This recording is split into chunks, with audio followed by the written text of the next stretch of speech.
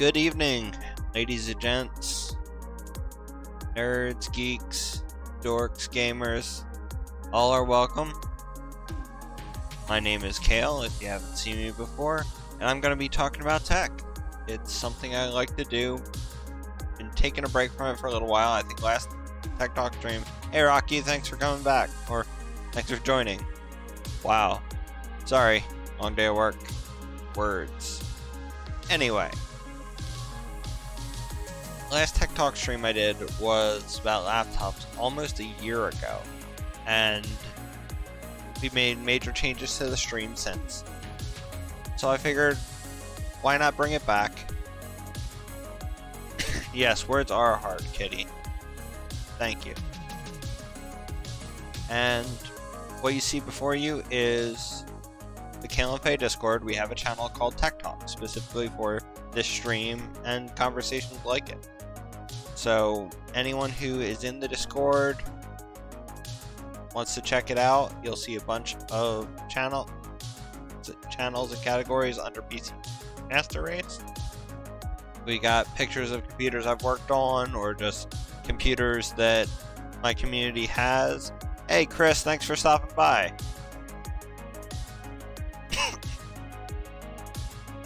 So you'll see Tech Talk requests. That's a big one. If you want me to talk about tech, or even troubleshoot your computer, just anything, throw the request in there. I'll look at it, I'll do some research, and then I'll make a stream about it. I'm gonna try to keep these streams on Tuesdays and keep the content coming. It's not something I always have ready or available, so not every Tuesday. I will be updating the schedule. Just keep your eye out on our Twitch schedule. It'll help you determine whether or not there's going to be a tech talk, or if there's any changes to our gaming streams. And you'll notice a few other channels in there, like screenshots from other tech talks I've done. I really should change the name of that one channel, though. People might get confused. Anyway, I'll do that after the stream. So, what we're going to start off with is some content from CES. Can anyone in chat tell me what CES is? Or do you know off the top of your heads? It's big for tech people, but I just want to make sure I'm not using too many acronyms.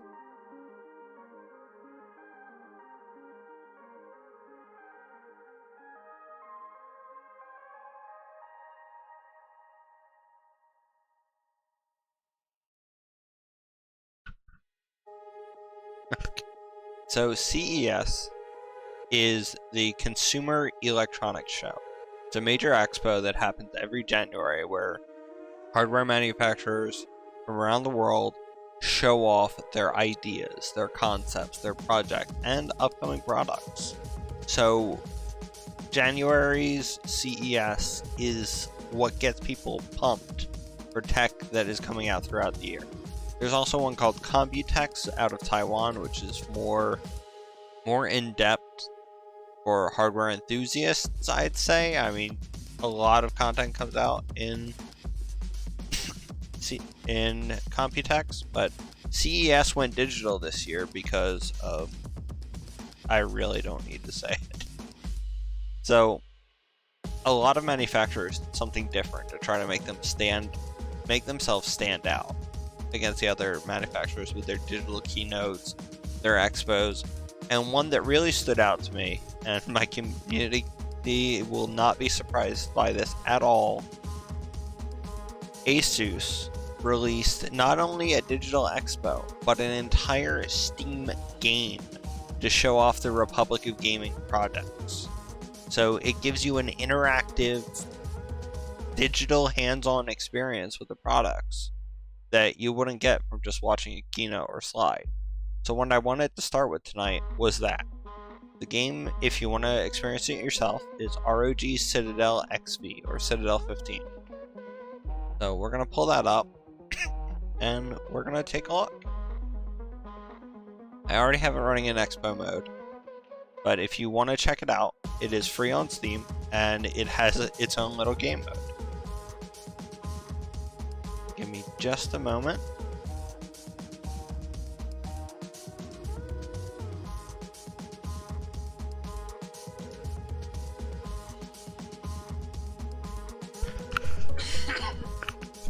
Alright, so this is the entrance to the expo. I'm gonna go on full screen just so I can actually control it. We're gonna start in this room. Now on each of these tables, it's a fully interactable product that is slated for launch later this year. Let's start with my personal favorite. And people who know me are going to be surprised that I'm checking out laptops first, but Asus really impresses me with this one. This is the ROG Zephyrus Duo 15 SE. Hey Ken, thanks for the host. What I love about their Zephyrus line is that unlike other laptops who have the touchpad in front and the keyboard up towards the top of the laptop, Zephyrus pushes the keyboard and touchpad next to it where the number pad would be. And you can actually toggle your number pad on in the touchpad. So you have a touch 10 key number pad.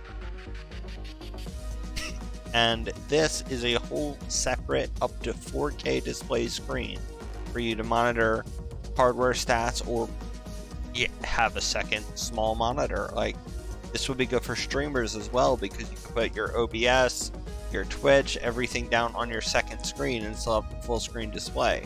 So this is, I find this concept extremely exciting. And that's just the idea of it. That's not even taking the hardware into consideration or the design. What's cool about this program is that it lets you move the laptop around, get a full idea of it.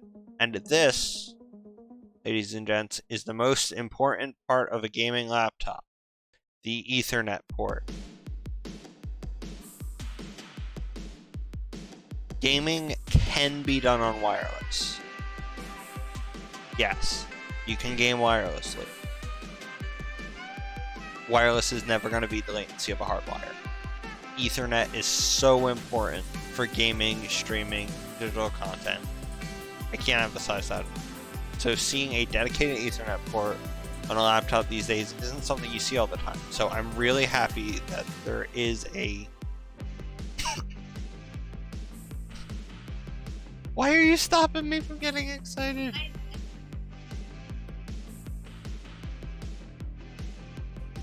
Oh, okay. Am I speaking so fast it's gibberish?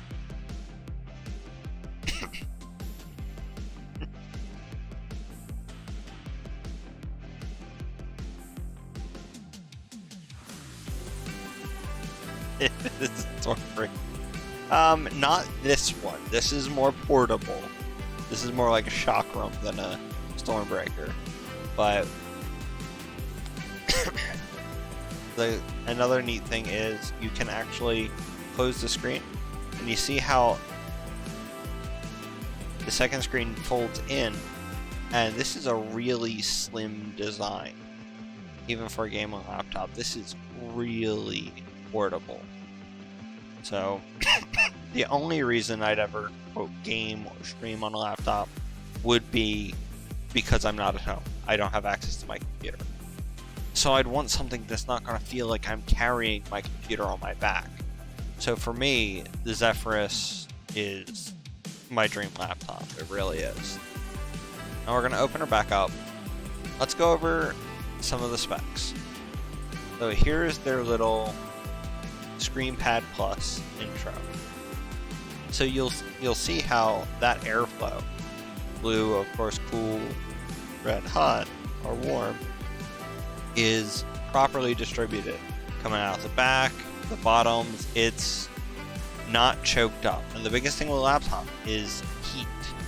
So the fact that there's a 4K display on top of your, right above your keyboard, and it's not obstructing your airflow, that's really neat. Having a high airflow laptop with all these bells and whistles it's exciting. It really is. And I'm not even talking specs yet, guys. These are just features. Now, for those of you who don't know, this year AMD continued their trend, or the year 2020, AMD continued their trend of bringing a step up to their previous tier, and not just like one step or a baby step. Each generation of Ryzen is usually surpassing the previous, and with the 5900 HX, which is their mobile Ryzen, they didn't disappoint. Smaller form factor means less heat and more they can do. So with these smaller form factor chips, they're able to slap really high computing power in a laptop nowadays. And this is the first time that I've ever seen AMD be the processor provider for multiple Zephyrus, or not just Zephyrus, ROG laptops. AMD has become the gaming mobile processor of 2021, with the NVIDIA 3080 being its counterpart. So NVIDIA was also able to get their second gen RTX into a mobile platform that was a lot more stable. 2070 on RTX was still slim, but the 20 series, you couldn't put a 2080 or a 2090 in a slim run laptop. It wasn't happening. But the 3080 goes in just fine. So let's look at the spec sheet. The CPU, the brain of the computer, it's a Ryzen 9 5900 HX, and most of my friends or even customers know I've been AMD for quite a long time, and this number 9 next to the word Ryzen shows the tier of processor. So web surfing and just basic text documents, Word, schoolwork, that would be a Ryzen 3. Ryzen 5 is your mid-range. Ryzen 7 is your high-end. Ryzen 9 is enthusiast. It is the most powerful processor that AMD will put in a laptop or desktop before considering its server class. So the Ryzen 9 5900 HX is a monster. There is only one chip higher than it. It's a 5980.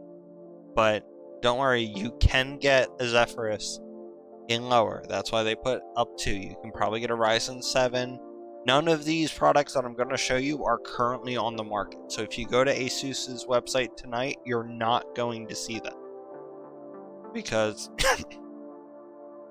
tech manufacturing was seriously impacted by COVID. But this is a hype stream. It really is. So you guys to get excited about technology that's coming out later in the future. Or later this year. Later in the future.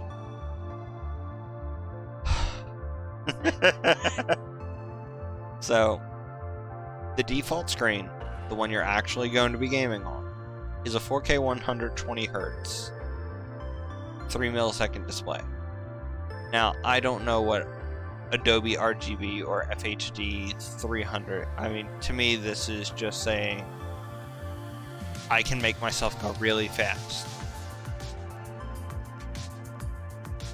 Yeah, ETA could be 3 years from now, or, you know, never if you're Razer. I'm sorry. That's a teaser for later. Honestly, I waited 3 years for the PG35VQ to come out by ASUS. So, yeah, later this year doesn't mean much to the tech industry, now that I think about it. So, secondary screen, 14.1 inch. I really don't think it's fair to give one parameter per inch, like 14.1 from corner to corner. Well, if you don't list the aspect ratio, you're not telling anyone anything by saying a 14.1 inch screen. And why would you need 4K on a screen the size of a keyboard? I'm not saying it's not impressive, I just don't see the functionality of it. Now, this is really neat. So, there's a reason they're not specifically saying 2 terabytes. 1 terabyte plus 1 terabyte M.2. NVMe. Now, anyone I've built for and a lot of other people that I've spoken with will know the significance of M.2. True enough, Rocky, true enough. The reason I'm getting excited about this is instead of putting one high-capacity chip in this laptop, they're putting two high-speed, high-performance, solid-state drives. I'm talking things the size of flash drives, people. In what's called a RAID 0. If you're not familiar with RAID, it's a relatively old term in the computing industry. Redundant array of independent drives. What it means is you link up multiple drives and either increase their performance or add redundancy so you don't lose your data, or both, depending. Now, a RAID 0 is what we call a stripe or a span. What it does is when the computer attempts to store or read, instead of just asking one drive for one of the two drives, we'll call them A and B. Instead of just saying, alright, I'm just going to check A and then wait for it to respond. With a stripe, it sends one to A, one to B, one to A, one to B, effectively doubling the speed of already lightning fast drives. So a RAID 0 of two M.2s is insane. Like, crazy.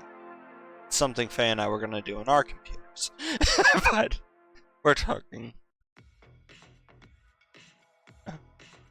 Okay. Sorry, should I turn the camera down, or am I just... Okay. Yeah. Yeah, no second monitor here, so I can't tell if I'm facing it or not. I'm gonna try to get better with it. So, why not make the storage as fast or faster than the ridiculousness of everything else you can put in this laptop? Why not? Up to 32 gigs of DDR4 memory. Most games can't handle more than 16 right now. I'm not saying you shouldn't have 32. I mean, Faye and I have 32, but we're talking desktop. We're not talking laptop, we're talking desktops. So the fact that they're shipping this laptop with up to the amount of memory that I run in my enthusiast system, the one that I can run 2 full screen games on, the one that I can stream, game, and do whatever else I want on. They are really trying to make my brain explode this year. And usually with all this performance, you need a rather large power brick.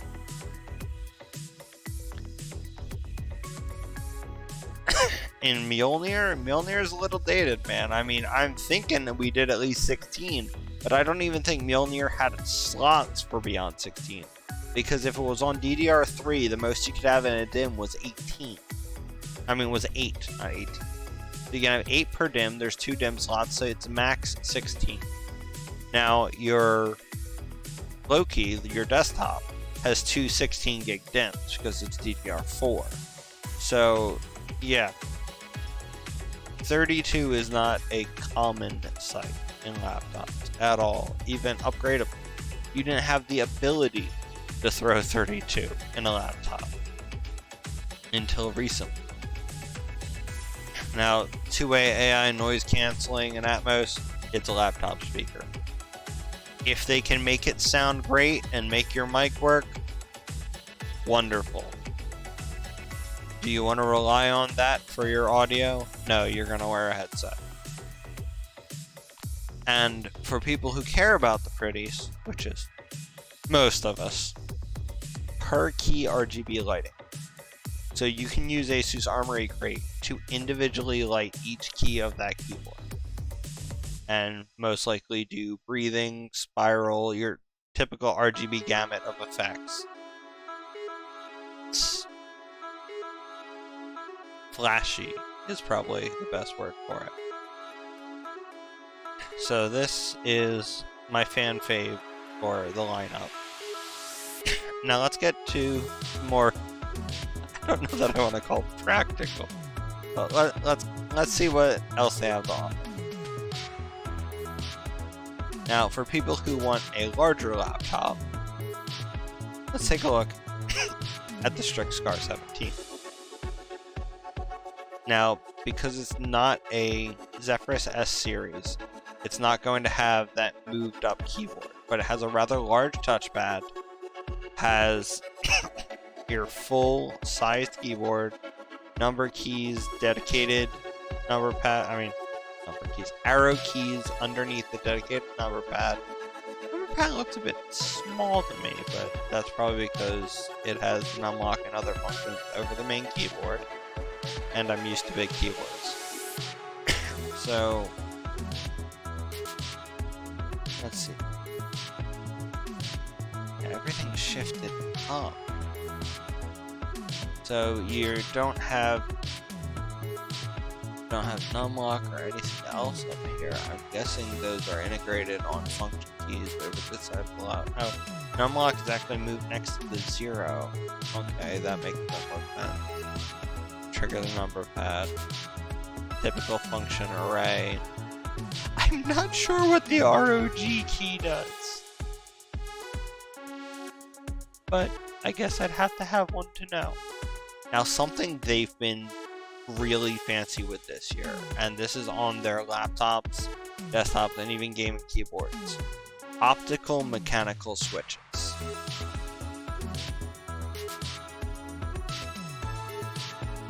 So unlike your typical switch, which is electric circuit, this, I don't know why it has to do all the pumping actions. But what it's trying to say is that instead of going off of a physical switch, where your limitation is based on actuation, these switches are light-based. So as you touch them, an infrared technology is going to make 0.2 millisecond response. Millisecond is already a thousandth. Is it a thousandth or a millionth of a second? I think it's centa is 100, milli is okay. So we're talking a thousandth of a second, and that's 1 millisecond. This is 0.2 milliseconds response when you press that key.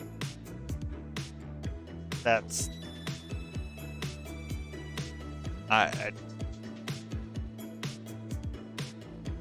that's just silly. I don't think there are other words besides silly, crazy. Yeah, your bottleneck is going to be your game server and your Wi-Fi. Oh, wait.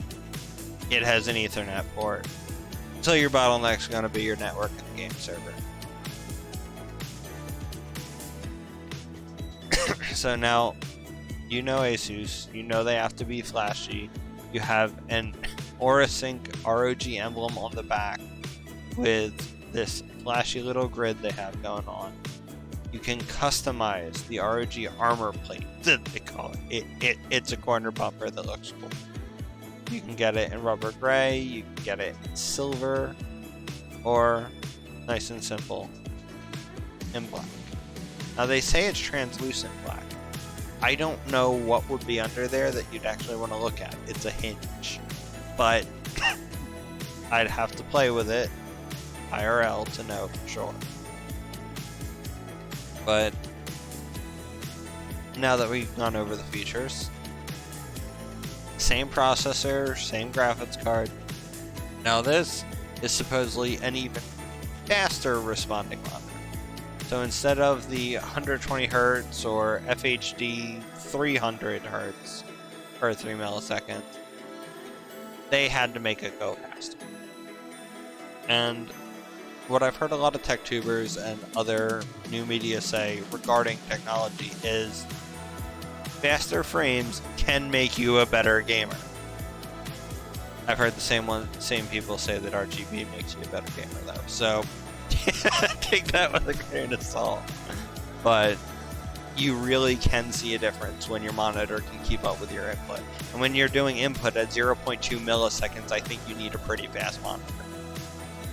Same PCIe loadout, up to 64 gigs of DDR4 memory.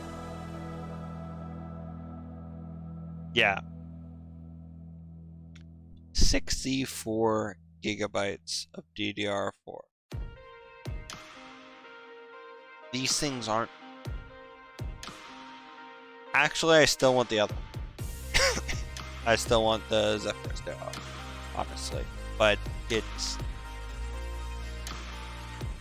When laptops have the capability to carry as much memory as a high-end desktop, it's pretty exciting.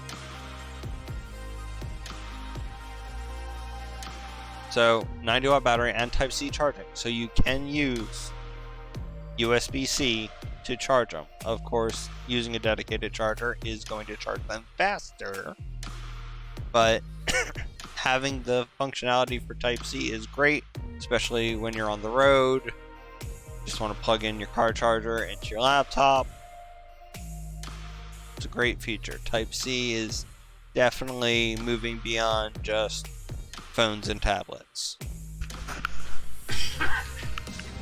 And back to the glam products: per key Aura sync lighting, two-way AI noise canceling. So, oh, I think I forgot to do something fun. Yeah, okay. Santa hates me.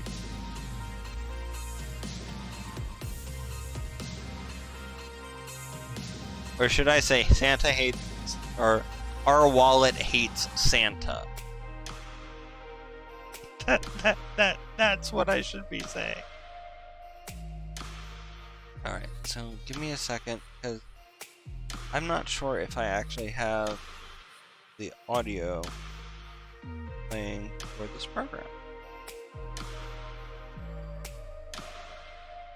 Okay, so let me... It wasn't important yet, but I want to make sure for another part. Oh, yep, I had Citadel turned off.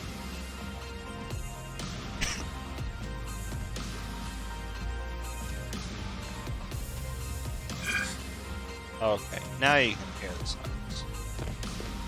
Alright, so let's see, what's this one back here? Now this is the ROG Strix G15. So this is your more mainline kit, and look, it's pink. I think Faye would want this if we needed more than one laptop, because it can do pink RGB up under the keyboard. It's got a pink, what were they calling it? ROG Armor.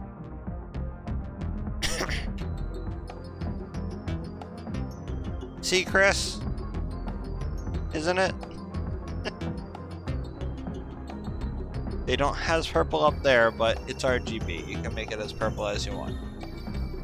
So you can also switch to Eclipse Gray for those of us who don't want a giant pink corner of our laptop. And I'm going to call this funny because original black apparently means red. Now I do think, as you notice, the whole color of the laptop is changing slightly, because I think they use a gray texture on the laptop itself, and Electropunk is grayish silver. And you see this grid in here? This isn't just paint, this is a whole RGB array. So they really made these flash. Now you're not gonna... You see the heat grid on the original black, and the same on the Eclipse Gray. So I think only the Electropunk has the flashy graphic on. Other than that, similar features you'll notice. Ethernet, as it should be. with HDMI outputs, so you can connect these to external monitors, as with the other model. Now, let's look at the specs. Now, same processor, but these, probably because of their size, or just their tier, I guess, intended audience, are only going up to 3070s. 3070s are still really good graphics cards. I mean, Faye and I are currently running 2060s, so 3070s are not anything to say, oh, it's only a 3070. It's still a really good GPU. 165 Hz and the same 300 Hz per 3 milliseconds FHD display as the Zephyrus 15. I'm thinking that might be a panel limitation just because of the size, because you notice how the 17 had the 360. I'm guessing that's a panel limitation. Now we're back to 32 gigs, probably because heat and size of laptop. They probably have a separate area for memory in the 17 inch. Now, 32 gigs. I love how they all have the up to 1 terabyte plus 1 terabyte. What worries me a little bit, is that it still says 1 plus 1, it doesn't say RAID 0. So I don't know if that means it has 2 M.2 connectors, and I'm guessing they're not raidable. I'd have to double check on a 17 if it didn't say RAID 0. But that right there could be a performance change. Let's go back and look at the 17. That's bugging me now. 1 plus 1 does not say RAID 0, so it's possibly 2 separate 1 terabyte NVMe units. Now let's go to the other side. ROG is iconic for their red and black. Yes. It's probably why most of my components and RGB lighting, most of what I do is red and black, because I've been team ROG for a little while now. It's not Team ROG. I have been part of the Republic of Gamers for a little while now. Now here's another interesting one. This is the Flow X13. This is a ultrabook. It is a super thin, ultra light gaming laptop. Now, you'll notice all the other ones have the 5900 HS. Well, this one has a special edition so that they can get the 5980 HS. The most powerful AMD mobile processor can fit into a 13-inch X13 Flow. So it says up to GTX GPU. So it's not really giving you specifics on what GPUs can be in there. I'm guessing it says GTX, so because of its size, it seems they're not putting the ray tracing GPUs in here, the RTX. But there's a reason for that, and I'll go over that in a bit. 4K screen, 16 by 10 touch display. I don't like how laptops are slightly changing the form factor with 1610. I wish everyone kept it at 16.9, but que sera. Up to 1 terabyte. So you're not going to get the 1 plus 1 in here. 32 gigs of low profile DDR4X. So this is typical laptop memory, whereas the others were using the desktop standard. 62 watt hour battery, Type-C charging. Now this is what makes the Flow different, ladies and gents. Optional XG Mobile eGPU up to a 3080. So what that means is I can plug in a graphics card. And not only is it stock housing a graphics card, but it's a port replicator. So full-size PC power, Ethernet, HDMI DisplayPort, 4 USBs, while housing up to a 3080. So you can get it a 3070. This is, to me, the dorm room gamer. You need something to bring back and forth to class, But when you're ready to get serious, you plug her in and let it rip.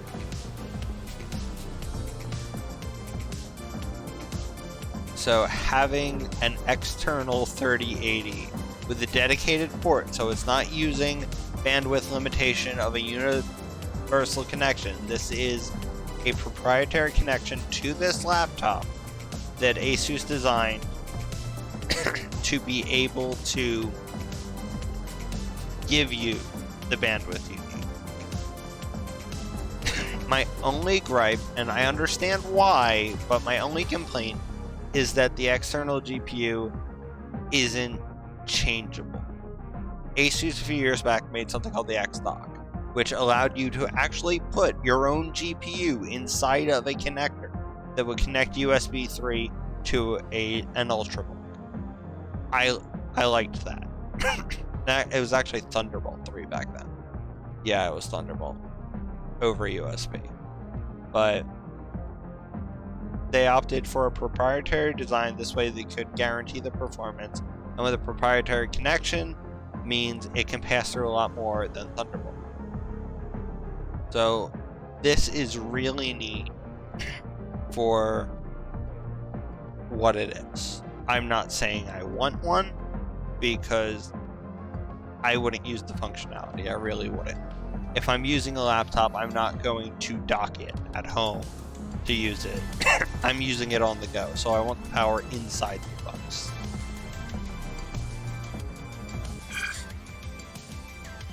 Still, rather impressive. Now, this is the closest an ROG device gets to mainstream. Now, the Zephyrus G14 existed in an earlier iteration with the Ryzen 4, or the Ryzen 4 series, meaning Ryzen 9 4900. I don't think there were even 4900. There would be 4700, 4600, but the most previous gen of Ryzen processor was a mobile exclusive called Ryzen 4000. So the Ryzen 4000 G14 might have been mine if my willpower was lower at the time and would have put me more in a hole. But yes, it was something I was looking at in November. But I am glad that I didn't go there and didn't find a way to grab one, because now with the 5900 HS available in the Zephyrus G14, you're still getting all the horsepower. And unlike the Flow, you can put up to 3060 in. So, as I said, I'm running a 2060.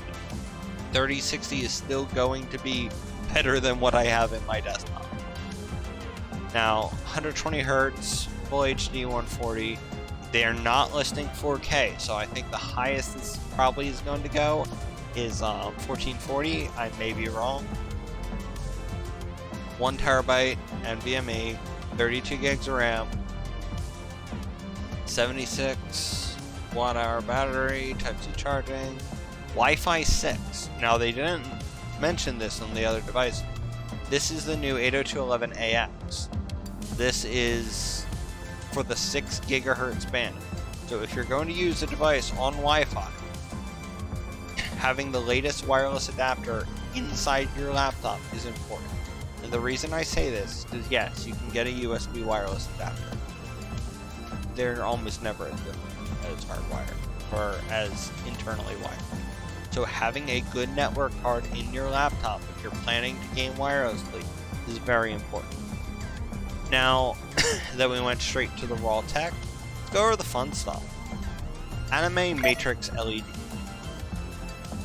On the back, we decided to put a full graphical LED platform.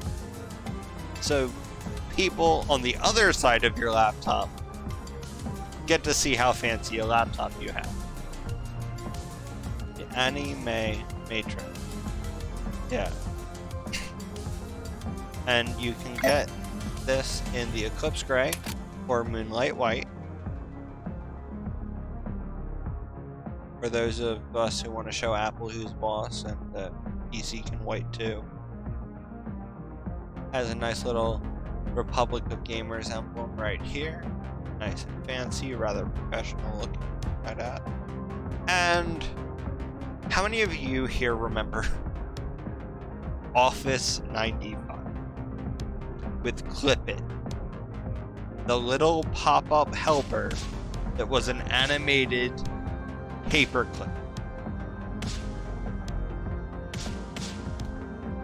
Well, let's just say Clip It has a foul-mouthed ancestor or descendant.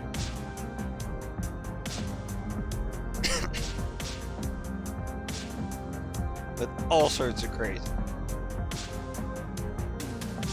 Reacts to system usage, battery level, and has his own app.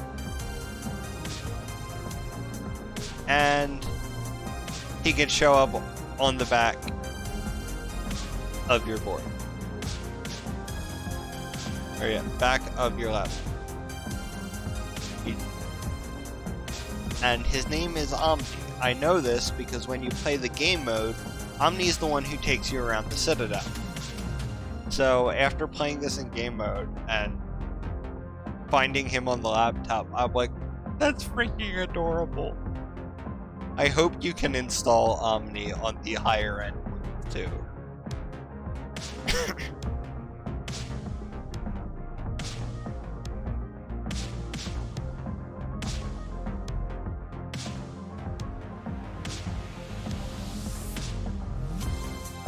So this is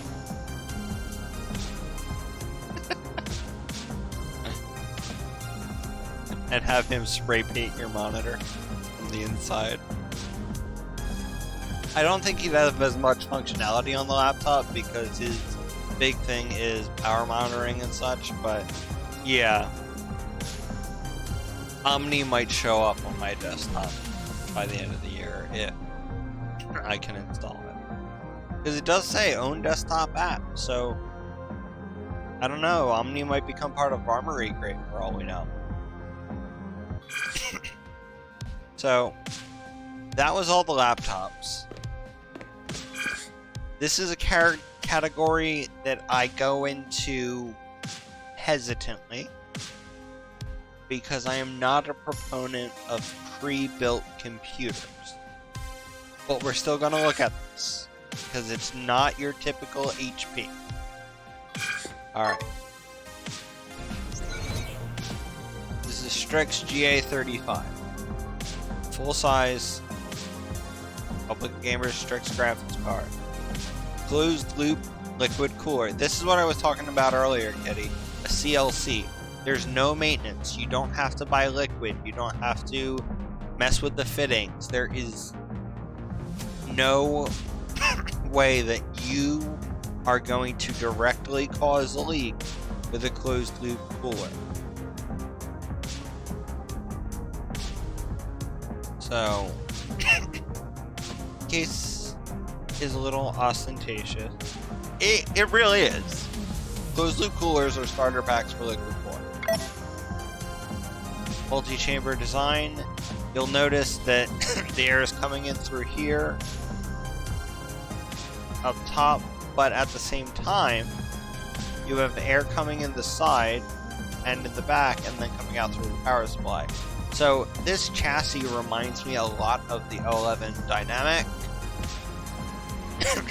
or even a little bit of the XL, just because of the split chamber design, where your power supply is not in the main chamber, it's hidden off to the back. That's also what makes the case so bulky. So it's got good airflow in it, which is good even when you're using a radiator, because you see they tuck the radiator back in the second chamber. You want all that cool air going there because the radiator is going to push it out the top. I don't know why they're not showing that, but I don't work in marketing. So, designed for esports. They keep talking about this Keystone 2 for personalized setting. I don't know if that's a specialized USB port or if that's a biometric reader, they don't really give you a lot of information on Keystone 2. Carrying handle. I'm really not a fan of this. I mean, it makes sense they would put a headphone hook, but you know that thing is going to get broken so fast. Someone's going to slam down their headset and snap that sucker right off. Now, 2 hot swap SSD drives. I'll remember this feature from Trooper and Striker, having the X dock, being able to put an SSD in and out of your computer at a moment's notice. That's something more popular in esports than your everyday gaming. Yeah, someone will try to carry it with their headset. Probably, Rocky, probably. So, all in all, neat design. I still don't like pre-builts. I'd rather do it myself. I'd rather pick my own case. But for someone who doesn't want to build it and wants a liquid-cooled gaming computer with all sorts of esports features, to me this is going to be more sold to esports arenas than people who play esports. And the reason I say that is because the hot swap drive bays are for people to bring their own settings. Because why bring a flash drive when you could bring a full SSD with it? And I think that's what it is. Everyone has their custom setting, their interfaces, their macros, whatever they do for esports on an SSD. So you can come in, drop in your SSD, and just start playing. So I see this being more of an enterprise, or not really an enterprise solution, a pro gaming competition / maybe team solution. Like if someone has their own gaming team, they might buy a bunch of these for one of their training centers. I just don't see that fitting in a house too well. Alright, so let's go across the way. And there's that little brat Omni I was talking about. Does it say anything to you in expo mode? Oh, hey there! Oh, hey there! Oh, that's all I said. It's kind of boring. Alright, so now we're going to look at peripherals and such. So, ROG Phone 3. You knew it was going to happen. They've been pushing out a ROG phone every freaking year. You knew the 3 was coming. I have no clue what enhanced X mode is. I think they just like showing lightning bolts. That's all this says to me, is we can make it look cooler. Game 3 cooling system. Or Game Cool 3. I love teardowns. I love how they do these.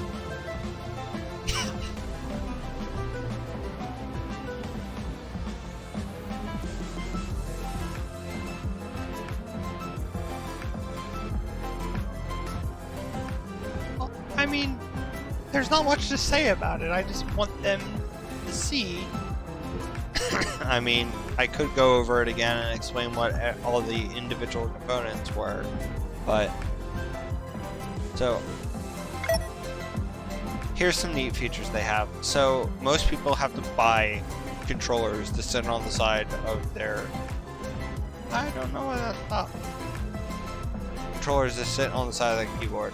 Asus has side-mounted what are called air triggers, where the device will actually pick up the air moving into them. So they're virtual buttons, really. Now, this wasn't plugging out earlier. Try to get into it, see if it resets. On 144 Hz display, fast response time. I mean, it's a gaming system, so it should. Now for the accessories. You can turn your ROG phone into a Nintendo DS.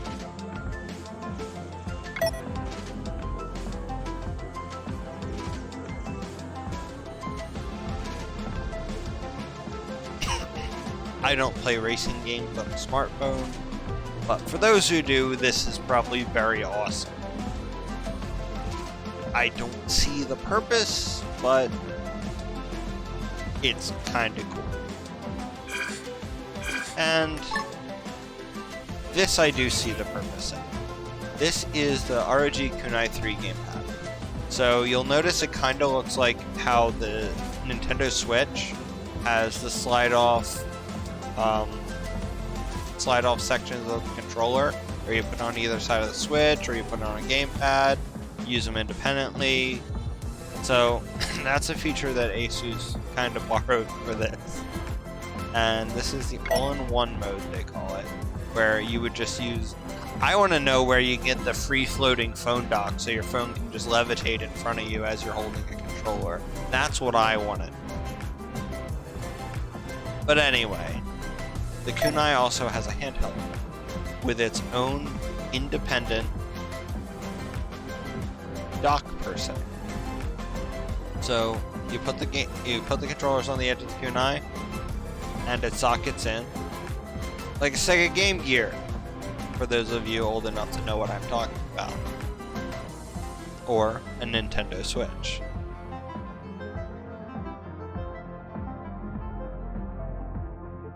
Yeah, well, that's become the Windows default controller setting. So it's an Xbox Nintendo Switch made by Asus on Android.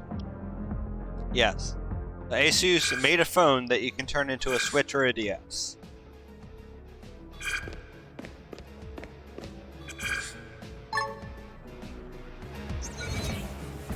So this is a 24-inch 1080p display.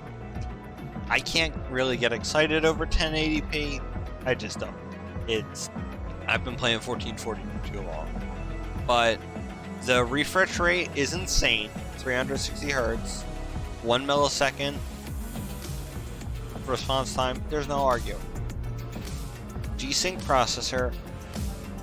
I like G-Sync as a technology, but usability, if you're going to use your computer for your monitor for more than just gaming, G-Sync does not work with KVMs. There is no KVM or switch that you can switch between your work and play computer that supports G-Sync.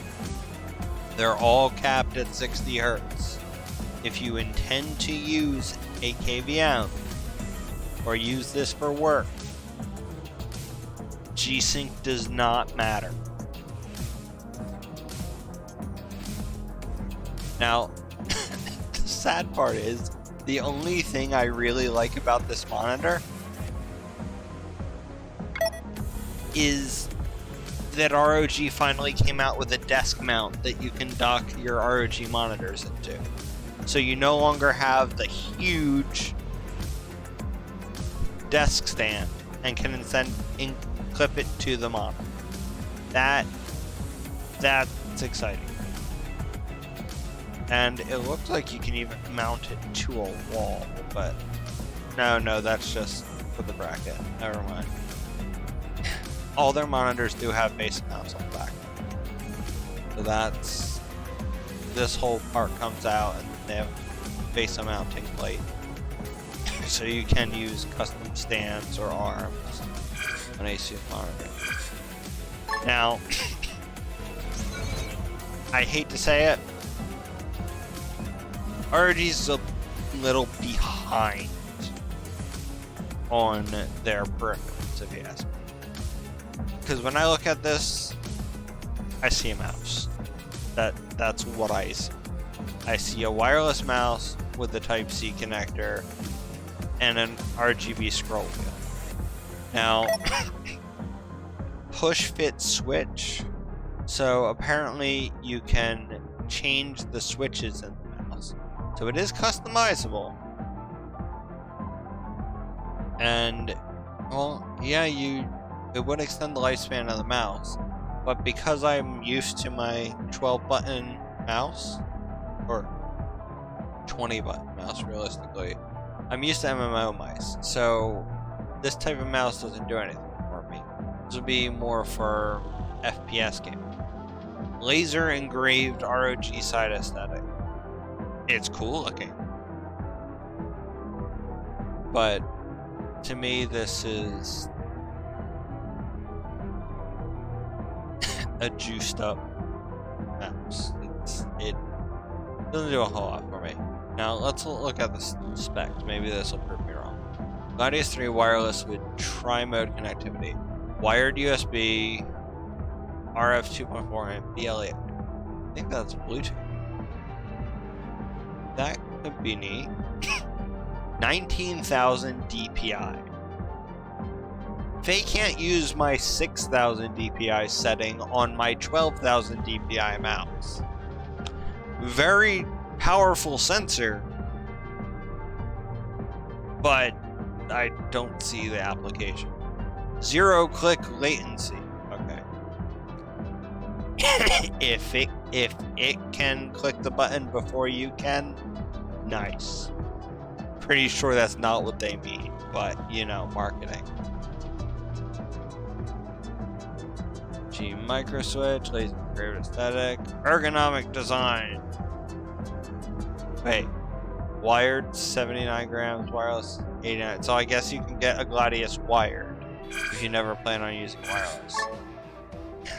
So now their keyboards are not much better as far as keeping up with the times. They have some interesting features.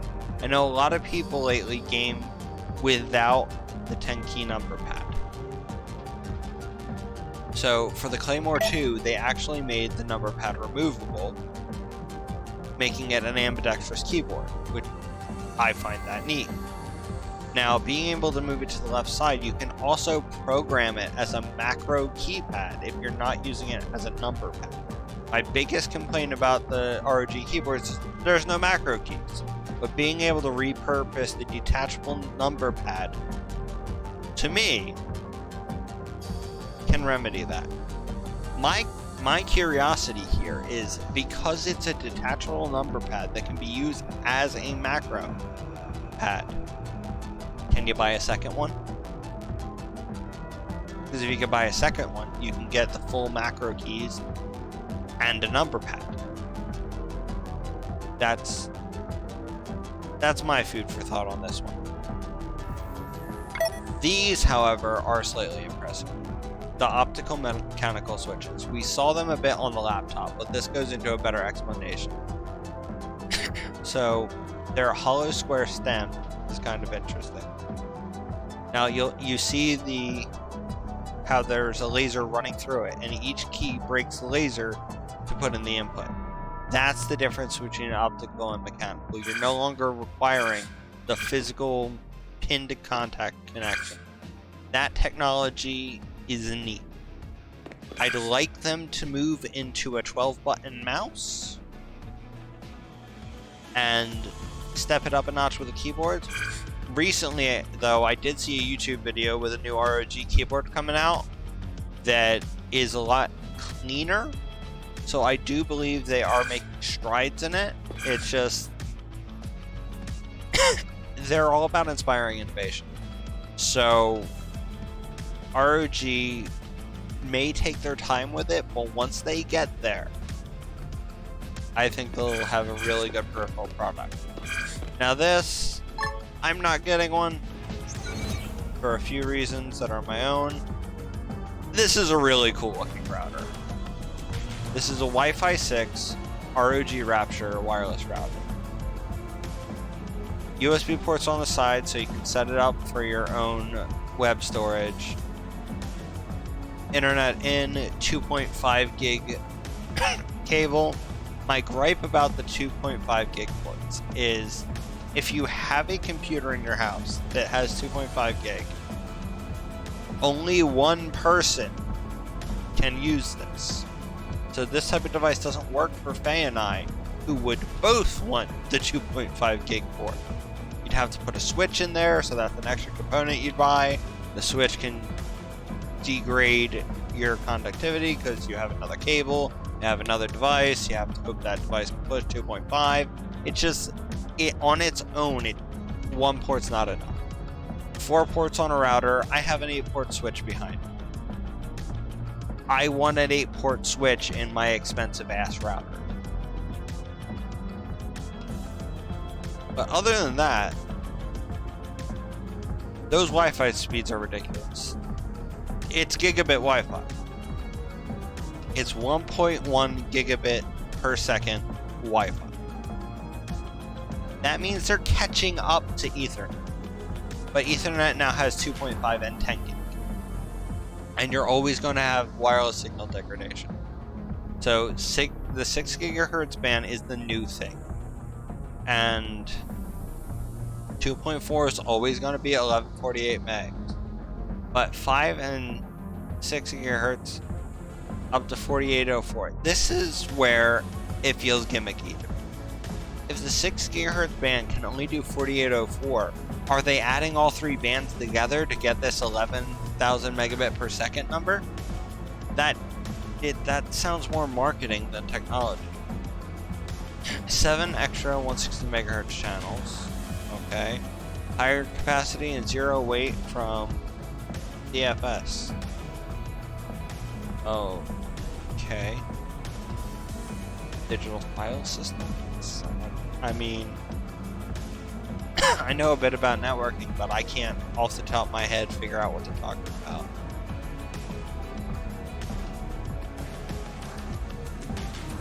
But it isn't, though, because they're talking about the wireless features. 2.5 gigabit per second is what you get off this Ethernet port, not 1.1.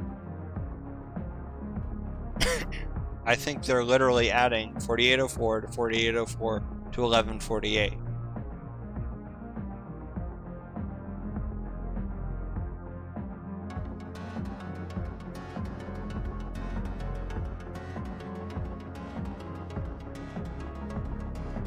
Or coming up with something in between. Because now having a quad-core CPU processor inside of a router, yes, because routers take forever to freaking compute.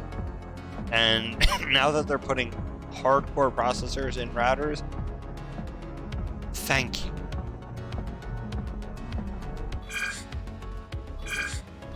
And these are kind of neat.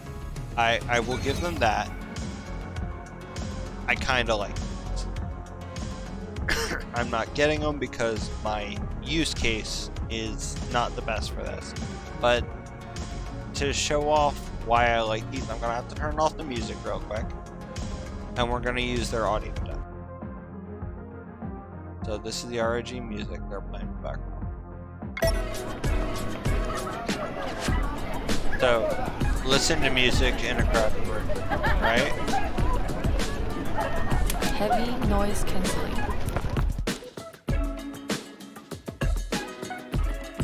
Even if the product doesn't actually do this, this is a really cool graphic. A nice visualization of what active noise canceling does.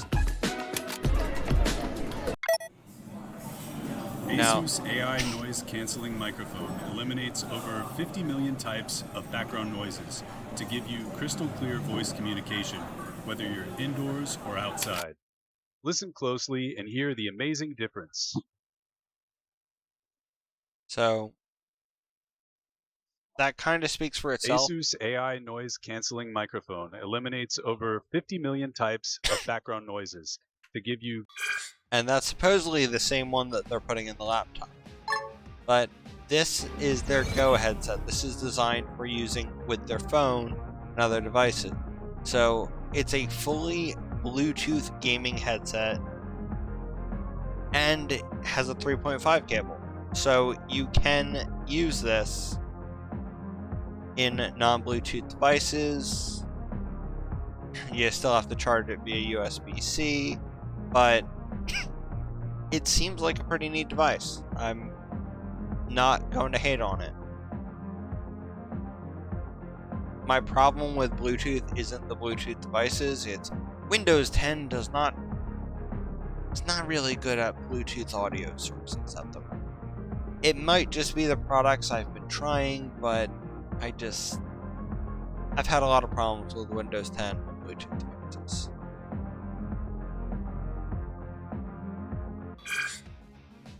Okay. So now I'm going to show off 2 more things that I found fun in here. And then we're going to take a short break and I'm going to switch to the next topic. So this is my category. The parts. This right here is showing off some of their upcoming or currently existing desktop parts. I really like what they did with the Rockstrix 3090. And yeah, it's a 3090, so it's more designed for rendering and workloads than it is for gaming. But you can game on it. It's got 24 gigs of RAM, so it's not gonna let you down.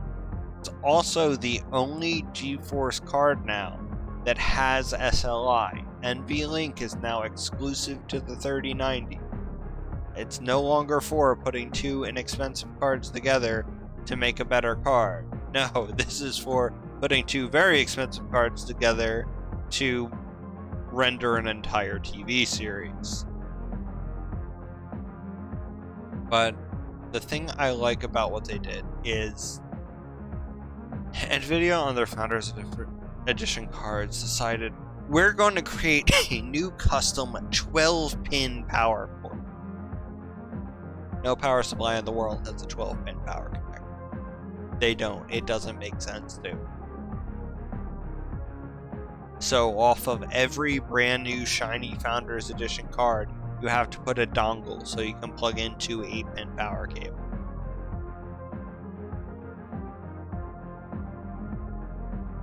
But this baby has 3 8-pin power connectors with voltage sensing technology to tell you if there's any faults. The circuit's fast enough to catch any transients, so it can actually clean the voltage, let you know. The red LED will show an issue with the power supply. Blinking is low voltage, and if it's off, you're good. So if they're straight lit, you have no power to your card. So being able to look inside your computer, because most of us have a window so we can see our pretty graphics cards, and see if there's a power issue, I'd say that's pretty valuable. Now here's the short-sightedness of it. What if you have a vertical GPU mount, as so many people do nowadays? That light only shows on the back of the card. So if you're plugged horizontally, you're not going to be able to use that functionality unless you can take the top off of your case. But it's good for troubleshooting. Now I'm going to look at this because it exists, and I'm sure it's a pretty good motherboard. The reason I'm saying this is I don't Intel. I have no experience using Intel parts. I can't really comment on it. But this is their big boy motherboard for the Intel 10th Gen CPUs. I think Intel's on 11th Gen now, so maybe, and I think they're backwards compatible. But aluminum heat sinks, AI auto tune, and it's got a flashback indicator. I mean, it has an LED screen on it, or LCD screen. That's what. It's probably an OLED or something. Now, that's a pretty nice size heatsink. I can't doubt that. I want to know what they're calling an AI motherboard. Let's see.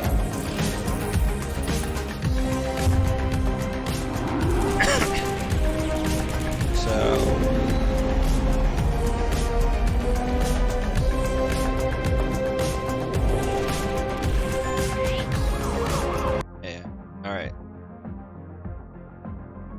Teamed power architecture. Okay, so it looks like they stacked their voltage regulator modules on top of each other? For efficiency, I guess? That's a bit beyond me. Now this is in my category. This is the Crosshair 8 Dark Hero. Another food for thought, something I'm looking forward to finding out, is Asus, are you going to release boards for the 5 series? I mean, the Dark Hero is an updated version of the Crosshair 8 Hero, which was the X570 board, the board designed for the 3 series. The Dark Hero, straight out of the box, should have the latest BIOS or not, probably not the latest, but have the updated BIOS to support the 5900 series processor. My worry is,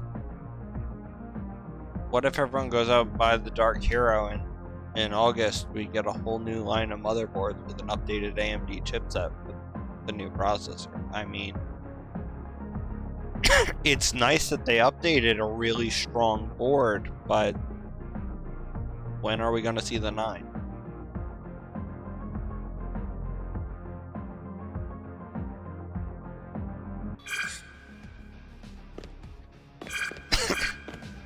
And this is something that's kind of cool. Bear with the flashy, interesting animation.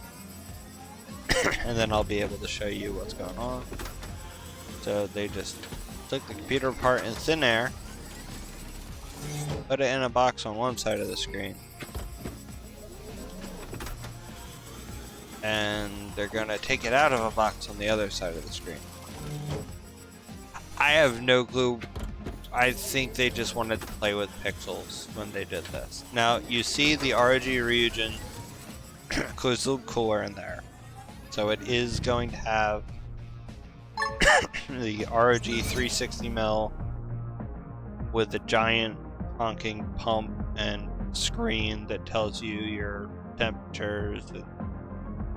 Now, this is a concept gaming case. It's a mid-tower that's under development. So this is going to be... Wait, how does that even... What? EATX mid-tower. For those of you who don't know, EATX is extended ATX. It is the largest standard motherboard form factor. And I say standardized because Intel made a motherboard that needs a custom case. So... EATX mid-tower. That'll be interesting. How they... It looks pretty big to be a mid-tower, if you ask me. Now, we really can't say anything about its construction because we're looking at some pixels of something that is still being made. But I think it is a very interesting design. I think it's pretty neat how they put the tempered glass but still have some airflow going on. Because it always bothers me when I see fans pushing air out the back of a case straight into glass. But this could be, and you notice there's also 3 fans at the top, so probably support for top-mounted radiator. I think that's actually how they wired the Ryujin. I think these are just fans. And that's the Ryujin's radiator up top. I could be wrong. And, sorry, it's not the Ryujin. It's the Ryujin 2. With a 3.5-inch LCD that tells you about your computer. I think having a giant honking LCD on your liquid cooler is a bit obnoxious, but I use custom liquid, so I really can't talk on obnoxiously built systems. Now here, the sad part is, and I say it's sad because it's such a minor thing, my favorite part of the case, this little anti-sag kickstand. Having a rigid mounted kickstand to support your graphics card so that it doesn't sag, that's kind of important. And not enough case manufacturers have those. They tell you to fix sag your own way. So that's an interesting feature. It looks like they have some cable management tie-offs back here, but because they put the graphics card in without running any wires to it, it makes you wonder how easy cable management's going to be, because they'd obviously have to come off the top.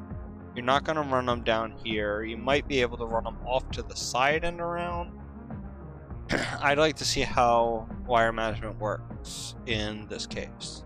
So, ROG's track record for custom cases that they design themselves hasn't been too hot lately. I'd like for this to change people's mind and actually be worth what they're going to inevitably charge for it. But for now, it's a concept. We'll see if it shows up.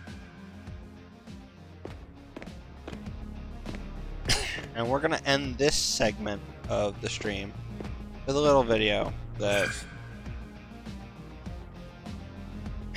it's obviously fiction, it's obviously marketing, but I thought it was great, and it gave me a little bit of ROG pride watching it. So I'm gonna make you guys watch it.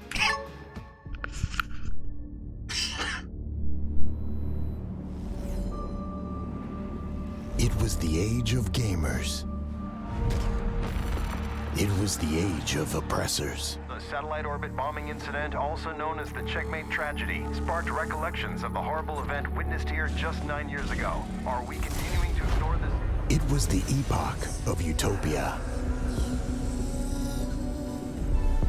It was the epoch of dystopia. Why? How can my destiny be so miserable that my born talent is a sin? It was the winter of silence. It was the spring of uprisings.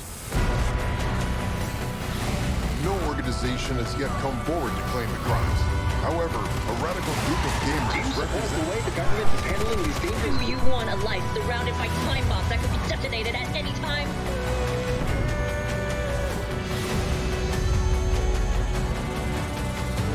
Revenge is a dish best served cold.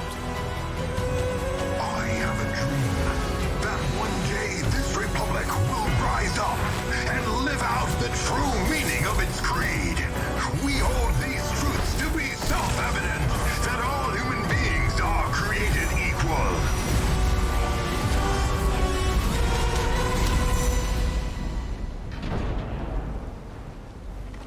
We are unstoppable.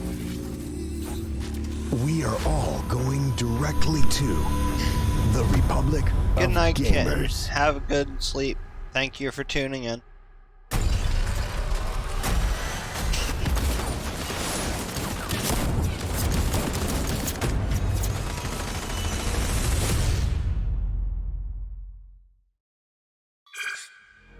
I'm sorry, I just thought that was awesome. So now I'm gonna take a short break and I will be back soon with our next content piece.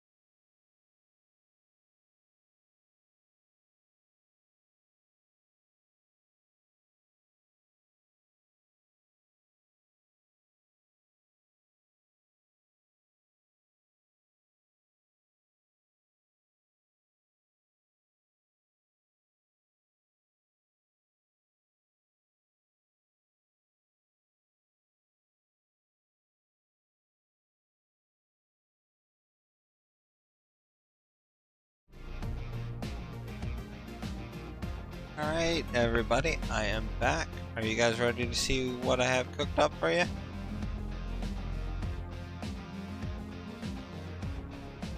So, there's going to be a lot less videos and a lot more of me talking. So, we're going to take a look at some coverage and features of products that came out at CES again, because that is the whole nature of our stream tonight.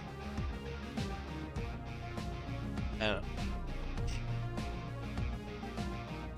I'm debating on even turning off the... I'll be good. I'm gonna turn the Twitch music back on. And then I'll exit ROG Citadel.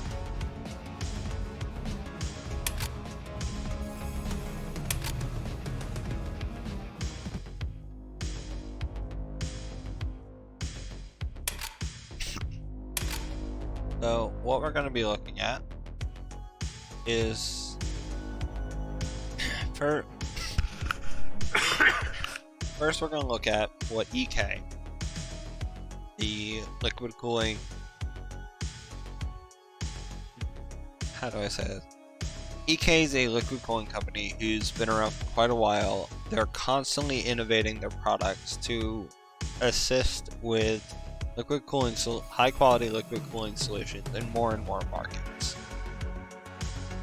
EK is the brand I started with, and is the brand I'm going to continue to use for quite a while, because they partner with manufacturing companies from motherboards to graphics cards, and they're constantly innovating, like even fittings, something as simple as fittings. EK has designed their torque series to just become more and more efficient.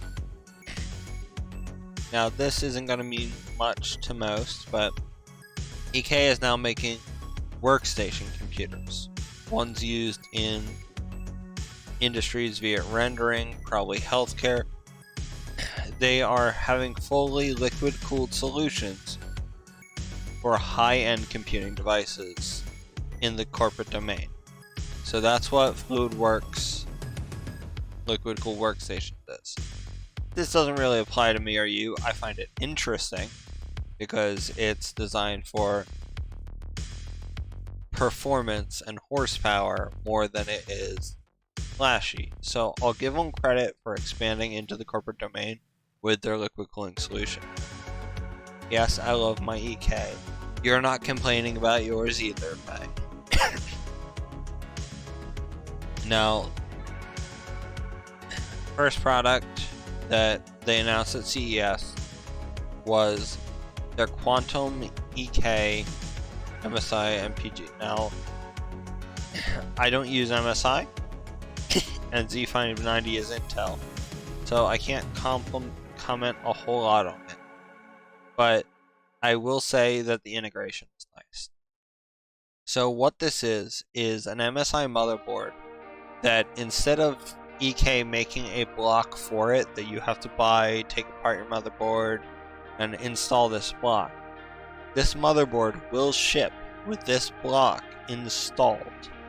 This is an EK edition carbon motherboard with everything already placed. So what a lot of people worry about when installing a water block is making sure they have the thermal pads right, compatibility. Sometimes you actually have to remove the physical liquid coolers just to put these blocks on.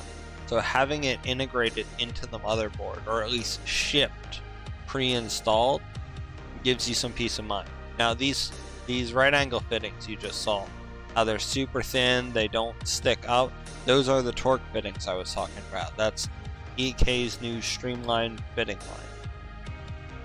Now, as I said, this motherboard doesn't do a whole lot for me because it's Intel and it's MSI, but having oh, and it comes with the leak tester, the worry-free leak tester. I actually bought one of these for the $40 they're talking about, just so I can verify the air pressure inside of the loops I work on. So it coming with a leak tester is pretty neat. So let's go back to the other. Now, This is the Maximus 13 Extreme Glacial. This is a collaboration between EK and Republic Gamers, Asus ROG. I wish they showed this off in Citadel, because this is really neat. They have the majority of the motherboard liquid cooled. You have your in and out ports here, and those are the only two plugs for the entire motherboard, including your processor, because you will install your processor underneath this plate. So instead of running a heatsink to your chipset, a heatsink to your South Bridge or your VRMs, and one to your CPU, you're in and out and done with this motherboard. And I think it's an extremely clean design, and designed for the 11th gen core processors, which were announced probably after AMD did all that work of showing off their motherboard in ROG Citadel. 10 gig Ethernet port, 2.5 gig Ethernet on board. So this is probably a card that they have on it, in addition to the one that's on the motherboard itself. PCIe 4, well, duh, I'd hope so. Onboard Wi-Fi 6, so this motherboard has that high Wi-Fi 6E 811AX. So this has one of the receivers for that new Wi-Fi we were talking about.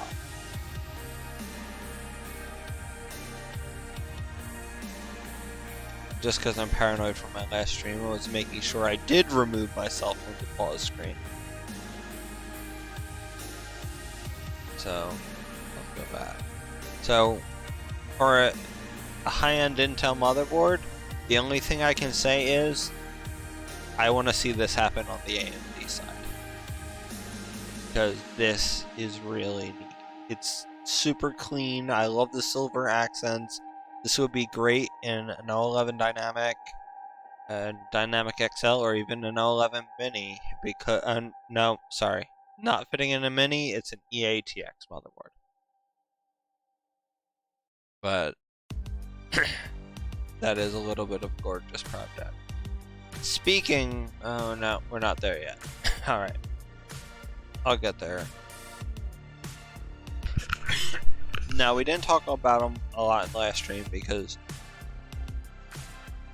or not the last stream, in the last section, because they weren't really showing off any AMD RX 6800s or 6900s.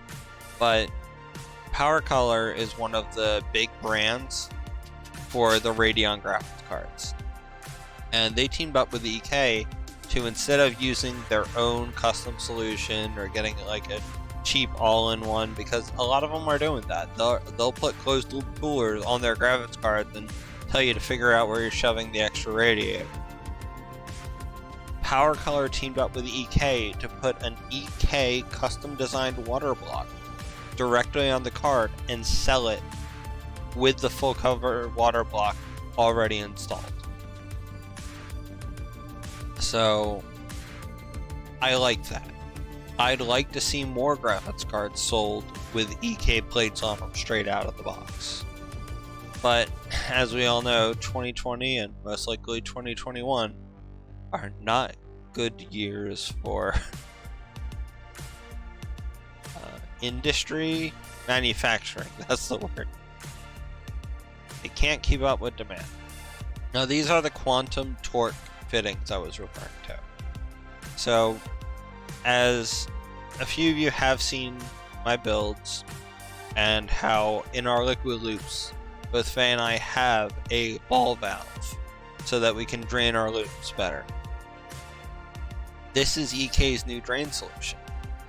The fitting itself has a single sliding movement for opening and closing the valve. So instead of the large ball valve and the cap we have to put on the end, this is the entire drain port. That's it. And I find that pretty impressive. And these are their new 45 and 90 degree fittings. So instead of requiring a compression fitting connected to a bend connected to another compression fitting. This is how they're slimming down your bends, so you have to make less. And I really like that. They even created new torque style plugs. To me, that not that impressive, but these are nice. New T-style splitters. So instead of having a separate jointed T-valve, they match the aesthetic of the rest of the torque components. So these are pretty cool looking though. I'm still using their old EK Classic plug, or fittings, I almost call them plugs. But if I'm going to run a new loop, I am probably going to switch to torque, because the torque fittings are just so clean, I love it. Now this is good news for anyone who owns an EI 011 Lian Li 011 Dynamic.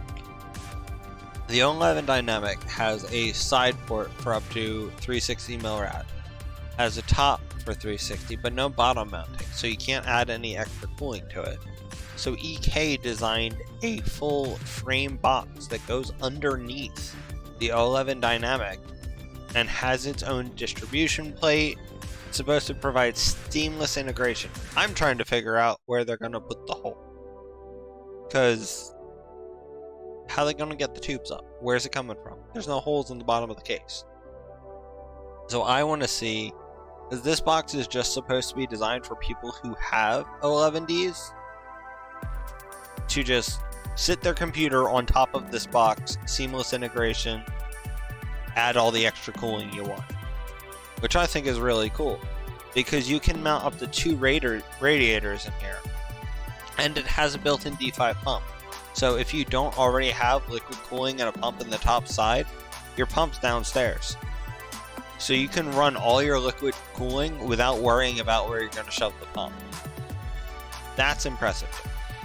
It also allows you to, instead of using a distribution plate, add like one of their flat series just reservoirs to the side of the case if you're not using a D plate, or just use whatever you want to do. It's liquid cooling. Make it yours. This is a major expansion feature for anyone with this typical 011 Dynamic, and any of my friends and anyone I've worked with will say how much I love that case. The Lian 011 Dynamic is the base version of what Faye and I both have our computers in. We're using an ROG certified 011 Dynamic XL. I guess you're not surprised by either of those statements. Now, this is something new. I find this a bit interesting. EK is making a concept case for a desk and wall mount. You can put it on a vase arm or mount it to your wall directly. And that's become a popular thing with a lot of people, is wall mounting their PCs. But open modular frame design, so you can swap around components however you want. You can mount it to the back side of a desk. So that could be kind of interesting. Someone walks into your office and your computer's hanging off the back of your desk. And you can remove that part for wall mount, of course. But I think that's pretty neat looking. And as you might recognize that motherboard right there that we were just looking at earlier. A little bit. I mean, you still gotta get the wall mount and mount it, but it's a VESA style mount, so you don't have to buy a custom mounting solution for it. You can just buy a TV mount it to your wall. And this is something I want to show off. This is more in their latest news category. An 011D distribution plate. So the same one that I want to put on my 011 Dynamic XL now comes in mini. You can now put a D5 distro plate on the front of an 011 Dynamic mini case, and when you do so, you will have room for up to an SE360 radiator on top and bottom with a mini ITX or micro ITX motherboard and a 240 on the side, because you don't have to use your side for a distro plate. This will mount to the front of the case. And if you're using full ATX, because as Jay said, the 11 Dynamic Mini is possibly one of the best small ATX cases, in addition to being a mini ITX, micro ATX case. And engineered to be mounted on the front window of the case, so I'm guessing you would remove the glass panel for this. But I'd have to play with one to give you the full details of it. But yeah, this is pretty much the distro plate that you're going to want for the 11D. At least if you're liquid cooling it and are an EK fanboy like I.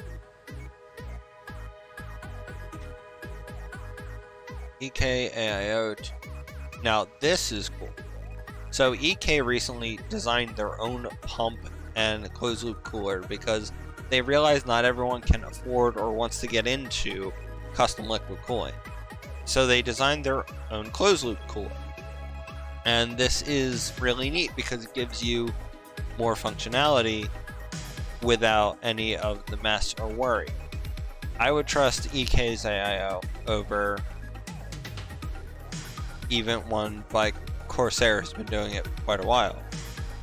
Just because I trust EK to know what they're doing with liquid cooling. So what makes this different than the ones they already have on the market is it's 280.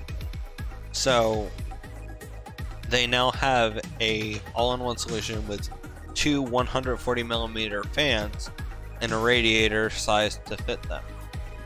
So two Vardar DRGB, and those fans aren't cheap. Each one of those fans is like $30. So the fact that it's coming with the DRGB Vardar S fans, that's pretty nice. Again, I love the breakdown designs, the pump, and it almost looks like this is translucent, so you can, well, it's RGB, so even though the fluid's clear, I just think they designed this well. Most of the other manufacturers you see have a rebranded what's called Asetek all-in-one cooler. And what makes it an Asetek cooler is Asetek is the brand that patented the first closed loop cooler. So if someone wants to use a pump with a specific design, if it follows the pump radiator patent or follows the design of Asetek, no one else in the US is allowed to use that same design. So pretty much every, minus a few exceptions, almost all the liquid coolers you buy are Asetek liquid coolers. There's very little variance. This, as they designed their own pump from the ground up, I don't believe this falls in the Asetek patent.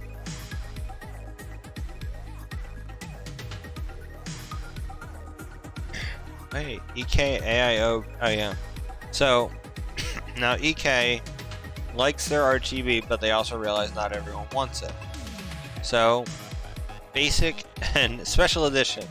So for the people who want simple and clean, they now have their AIO Elites with just standard black. But if you don't want simple and clean, they gold-plated it. Yes, there is a gold-plated closed-loop cooler by EK. Because why not? Oh wow. The basic 240 is not that expensive. I mean, euros wise, I don't know what it is. USD. Let's find out. Oh, no, $89.99 USD. So this is a 240mm EA closed loop cooler for under $100.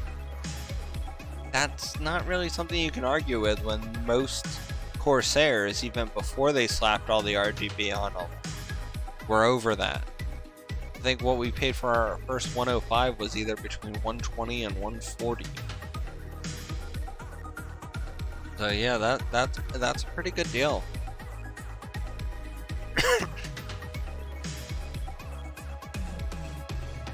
And now we're going to talk about something else from CES. It's still technology, but it's not directly related to gaming computers. Now, be warned, it's from a company for the Tony Stark level of ostentatious. We gold-plated it. Yes. Exactly. And now the scary part is if they start gold-plating a lot of their independent components, like this is just their closed-loop system. I wouldn't be surprised if eventually they come out with gold-plated water blocks and gold-plated pumps and gold-plated everything. Even your radiator is gold-plated. What's it do? It looks pretty.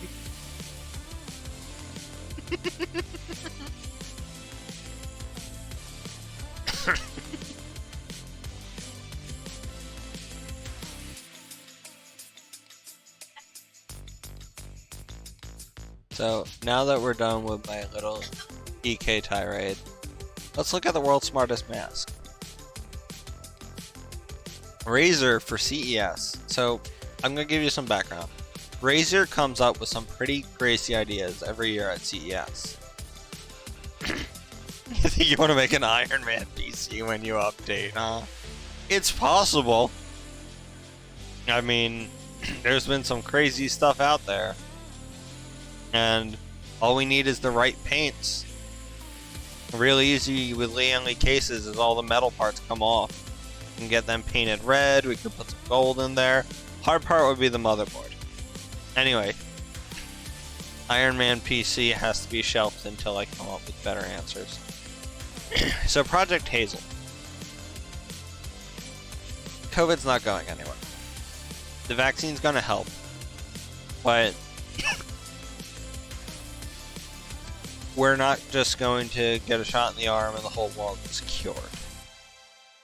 So, masks are going to be a regular part of life for quite a while, most likely. And it's that idea that made Project Hazel actually one of the few Razer projects that may make it to market. Razer creates these crazy projects every year for CES. Like a few years ago in 2018, they came up with Project Linda. It was a laptop docking station for the Razer Android smartphone. They also came out with a laptop that had 3 screens in it. I mean, these are all designed, they're really just design projects. They're practice work for their engineers.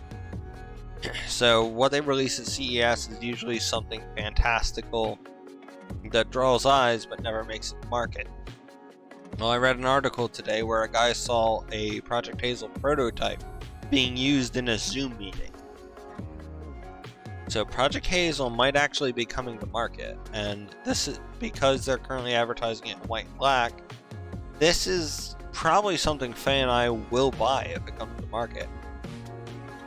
And let me explain why we make such a drastic decision. So the idea of Project Hazel is that it's almost a surgical grade N95 respirator. Well, they say surgical N95, but you can say whatever you want on a concept.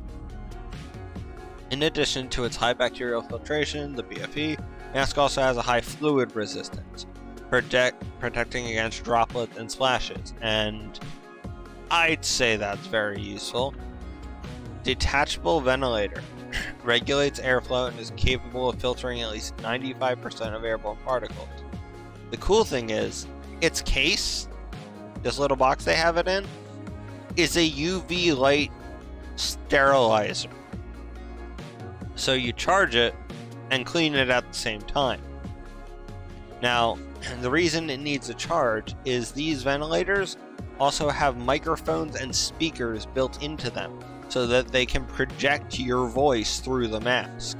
Because one of the many downsides of wearing a mask is your voice is muffled and you have to either speak louder or try to speak clearer, and you try to speak hyper clear with a piece of cloth over your mouth. With this, it also has suction to your face, or not really suction, but the gasket that goes over your face is sealed. It will seal. So many of us who wear glasses will no longer have to worry about hot air coming up in our face and fogging our glasses every time we wear a mask. The air will be going through the respirator. It also has an interior light to light up your facial expression. The idea of this is wearing a mask takes away a lot of interaction. So social cues are almost as the visual cue when you speak to someone is really important, because we see it in text all the time where you can't tell if someone's joking, being serious, smiling, angry in text. Oh, in a mask, it's not much better unless you can see the smile in their eyes. I mean, this will allow people to feel like they're communicating face to face, even with a giant spaceman mask in front of it. So I showed this to a coworker, and they said everyone will look like spacemen. But you know what? It shows off your face. It shows off your face and keeps you safe. Isn't that what we really want? And the interior lights up when it's dark out. So, and the most important part, it has RGB.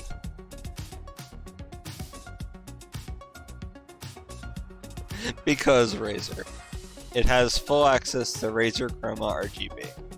And this is what the mask in the charging case would look like, with the UV sterilizers. And the case actually lights up red to green based on the charge, red to green based on charge level.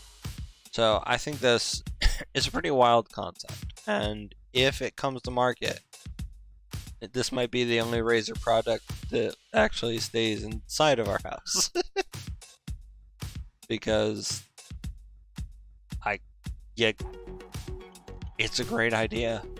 It's really, gamers are probably going to wear them first because Razer, but Project Hazel is really impressive, and I do hope it comes to market. But while we're talking about projects, let's look at the other project they came up with. Project Brooklyn. Concept CES. It is a gaming chair with a built-in 60-inch OLED display.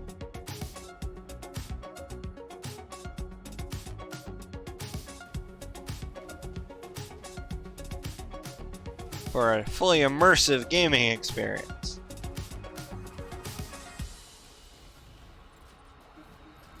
And modular 4D armrests that can fold out and be a desk for a mouse and keyboard. Now, the article I read talking about their many projects specifically said, currently, the LG 85-inch OLED TV is worth $87,000. I don't see them fitting a 60-inch rollout OLED in the back of a chair. Yes, that's exactly what these projects are.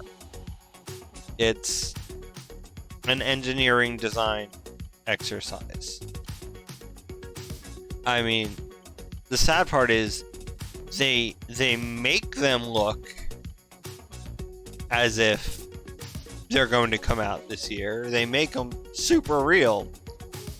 And I think it's cool that they have these design projects. I don't think it's cool that they show it off to everyone at CES every year and make people think they'll actually be able to have them in their houses. That bothers me a little bit. But I am really looking forward to Project Hazel. And I thought the ROG Citadel was really fun. And the technology that is coming out from it did excite me, so I wanted to share that with you guys. I hope you guys enjoyed the little trip down technology lane with me tonight. This is all I really had prepared. I thought it would take me a lot longer to get through it. So I talked too fast because I got excited. Now, does anyone... Oh, I don't know that I really want to talk about that. That's already covered. Does anyone have any questions, any topics, anything they want to talk about, or just comments even? God damn it, Rocky, now I want to build an iron pit. It's all your fault.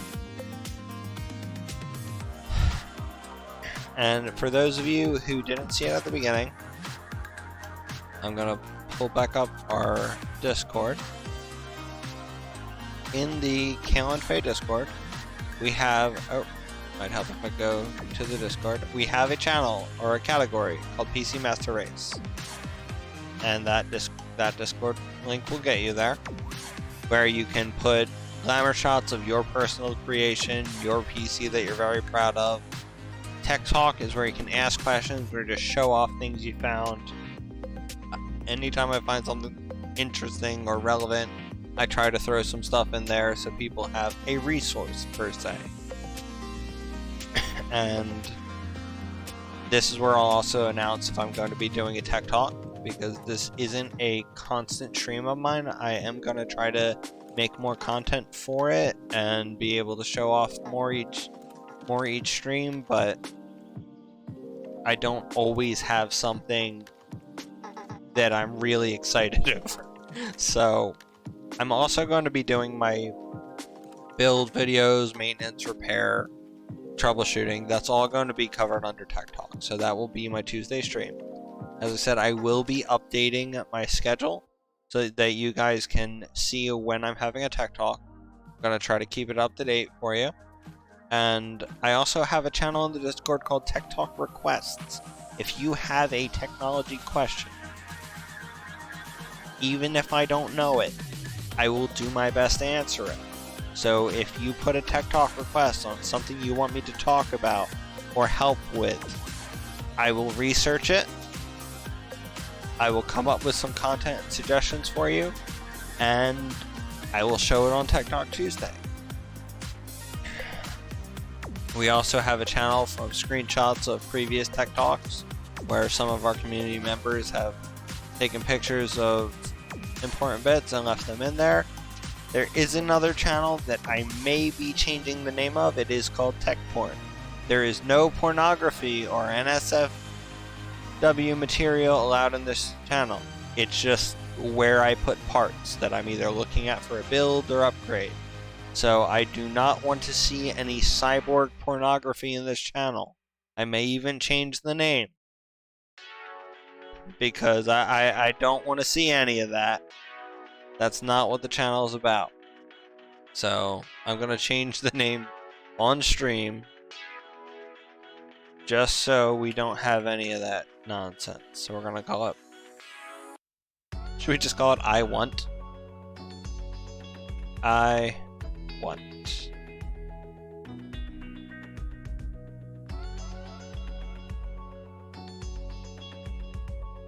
Bits and pieces could work too.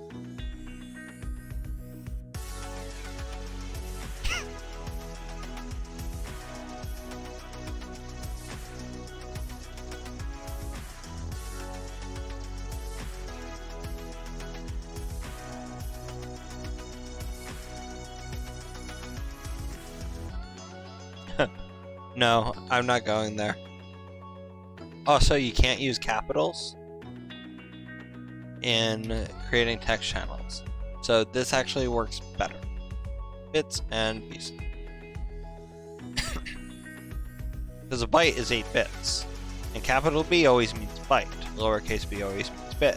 Because I cannot capitalize, bytes wouldn't make a lot of sense. So bits and pieces works a bit better. But thank you very much for the suggestion, Hans. And I also put some links to CES concepts in here. I'm probably going to kill this channel now that, or this category, now that I just streamed about it. Because now that I know that Project Brooklyn's probably never coming to market, we'll put that kind of stuff in bits and pieces or talking tech or tech talk when they actually hit market. So thank you everybody for joining me for this adventure through my opinion on technology. I'm gonna see if there's someone we can throw a raid at, and if not, and yes, thank you, Oz. You can keep up to date with any projects we're working on or updates on our stream by following us on these multiple social media links. And in the meantime, let's find somebody to raid.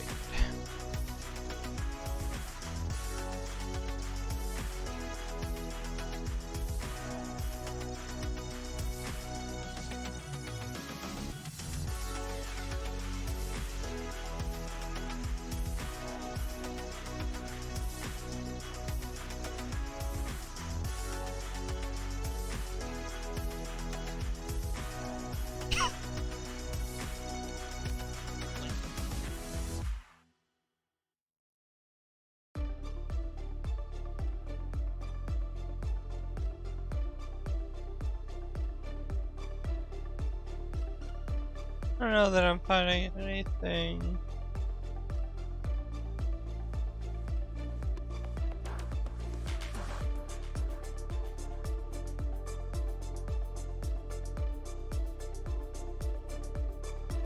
Not really anything relevant. So, for tonight, we're just gonna call it. Maybe I'll find someone to raid during our next stream. As I said, these aren't necessarily going to be every week. I'm gonna try to keep the content coming, but until next time, have a good day, and we will see you tomorrow for PoE.